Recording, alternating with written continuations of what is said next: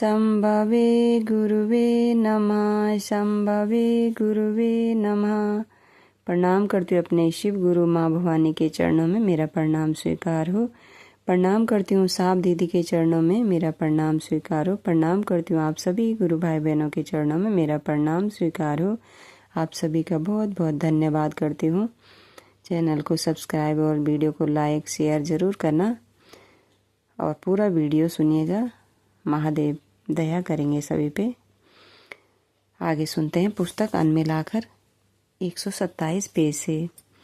चालक ने बेलपत्र निकाला। साहब ने इशारे से उसे बारीक करके चोट की जगह पर लगाने का इशारा किया। बेलपत्र के स्पर्श से अचानक सीने पर बर्फ से ठंडक आई। तभी हरेंद्रानंद को लगा काले बड़े अक्षरों में सफ़ेद दीवार पर एक मंत्र लिखा है। उसके नीचे लिखा था 6 बार। मंत्र 5 अक्षरों का था। मन ही मन हरेंद्रानंद ने उसे 6 बार पढ़ा। फिर धीरे से उठकर बैठ गए। जूता पहनाने का इशारा किया। चालक थोड़ा उदंड था, पर इनके लिए तो अतिशय विनम्र। लोगों ने सहारा दिया। भाड़ जीप तक आए। चालक ने ही सीट पर बैठाया। धीरे से बोले, मध्यपुरा चलिए। कुछ घंटों के बाद उनकी आवाज़ सुनकर साथ आए लोगों ने थोड़ा संतोष जताया। भोजन क्या, किसी ने पानी तक नहीं पिया। हरि बाबू ने अपनी ऊनी शॉल हरेंद्रानंद को ओढ़ा दी, क्योंकि शर्ट में बहुत ठंड लग रही थी। आधे रास्ते आने पर मुरलीगंज में हरेंद्रानंद ने इशारे से जीप रुकवाई। एक आदमी के सहारे जीप से उतरे। फ्रेश होकर जीप की ओर वापस लौटने लगे तो अचानक से दर्द बढ़ गया। मंत्रों के बीच तो याद थे ही, स्मरण किया। अब बिना सहारे की जीप में बैठ गए। अंधेरा होने के पूर्व आवास पर पहुंचे। नीलम और बच्चे बाहर ही थे। सरस्वती पूजा की चहल पहल नीलम तो पहले से ही सशंकित थी। चालक उतरकर हरेंद्रानंद को सहारा देने के लिए दाहिनी तरफ आया। तब तक नीलम भी आ गई। आते ही पूछा, आप शॉल क्यों ओढ़े हैं? किसी ने कोई उत्तर नहीं दिया। नीलम को समझने में देर नहीं लगी। हरेंद्रानंद के जीप से उतरने के प्रयास में नीलम ने मदद की। वे बेडरूम में आकर लेट गए। कुछ ही मिनटों में शुभचिंतकों से घर और अहाता भर गया। 4 डॉक्टर आए। सबने देखा। हल्की पूछताछ की। हड्डी के विशेषज्ञ चिकित्सक पारिवारिक मित्र थे। उन्होंने बैठकर अंगुलियों से ठोका ठाक की। कहा, कुछ नहीं है, केवल चोट है। बाहर भीड़ थी, किंतु बेडरूम में नीलम और डॉक्टर को छोड़कर कोई नहीं। डॉक्टर ने कहा, सुबह 9 बजे अस्पताल के ओटी में आ जाइएगा, एक्सरे होगा। चिकित्सक जा चुके थे। देर रात तक लोग ठहरे रहे। सांप की चोट के बाद से पूरा घर पता नहीं क्यों तेज इत्र की गंध से कई दिनों तक भरा रहा, जैसे कोई ऑपरेशन थिएटर हो। घर में तो स्पिरिट भी नहीं थी। सवेरे ही एसडीओ साहब की जीप आ गई थी। 2-3 गाड़ियों और मोटरसाइकिलों के साथ अस्पताल पहुंचे। शहर में जिला अस्पताल को छोड़कर कहीं एक्सरे की व्यवस्था नहीं थी। हरेंद्रानंद को ऑपरेशन थिएटर में बिठाया गया। चिकित्सक के कहने पर बनियान को हटाया गया तो चोट के गंभीर होने का एहसास लोगों को हुआ। मध्यपुरा के जिलाधिकारी भी ओटी में खड़े थे। अस्पताल परिसर में लगभग 100 लोग होंगे। एक्सरे से पता चला कि दाहिनी ओर की 3 पसलियां टूट गई हैं और एक में दरार आ गई है।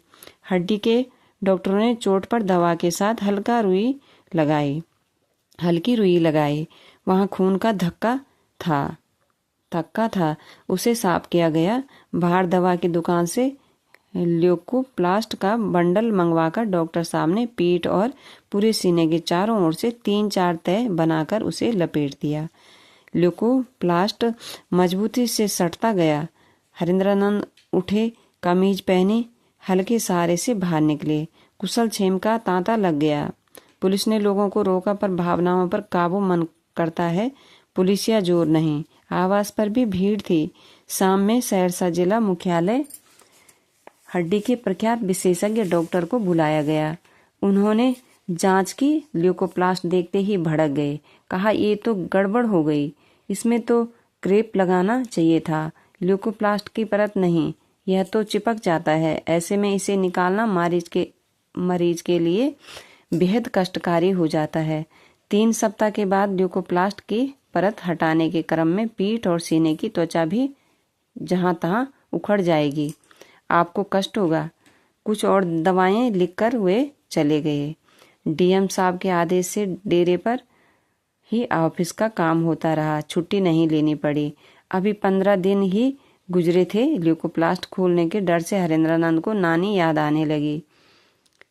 उन्होंने मानस मूर्ति महादेव को कहा, महादेव आप ही ल्यूकोप्लास्ट खुलवा दीजिए, मैं अस्पताल नहीं जाऊंगा। महादेव की दया से आपके लौकिक कष्ट दूर होते हैं, यह परखने की बात थी ही नहीं। दूसरे दिन जब ये सोकर उठे तो देखा कि लगभग 6 इंच लंबा ल्यूकोप्लास्ट खुद से खुल गया था और बाहर लटक रहा था। नीलम ने लटके हुए टुकड़े को कैंची से काटकर फेंक दिया। सिलसिला आने वाले कई दिनों तक चलता रहा, जब तक कि अधिकतर ल्यूकोप्लास्ट खुल न गया। रोज सुबह ये सोकर उठते और दीदी निकले हुए हिस्से को काट देती। 20वां दिन आ गया। चोट के पास मुश्किल से 1 इंच का ल्यूकोप्लास्ट सटा रह गया था। अब हरेंद्रानंद ने उसे स्वयं निकालना चाहा। इस प्रयास में प्राणन तक पीड़ा हुई। जैसे हाथ लगाया उसे वैसे ही छोड़ दिया। नीलम से कहा, इसे भी महादेव को ही निकालना होगा। दूसरे दिन सुबह सोकर उठा तो देखा ल्यूकोप्लास्ट का कहीं कोई निशान नहीं, बिस्तर पर भी नहीं। शिव गुरु की दया इससे विशेष क्या होती। इन 3 हफ्तों में शिव गुरु की चर्चा भी चलती रही। समस्याएं अपनी जगह है, गुरु का काम अपनी जगह। साहब के आवास पर संध्याकालीन बैठक की लगाना कुछ लोगों की आदत में शुमार हो गया था। एक दिन उन्होंने बिंदेश्वरी की ओर देखते हुए पूछा, किसी को कुछ पूछना है? उनके बगल में बैठे व्यक्ति ने कहा, इन्हें कुछ पूछना है। आंखों के इशारे को समझते हुए बिंदेश्वरी ने पूछा, सर तंत्र क्या है? हरेंद्रानंद ने कहा, प्रेम और समर्पण।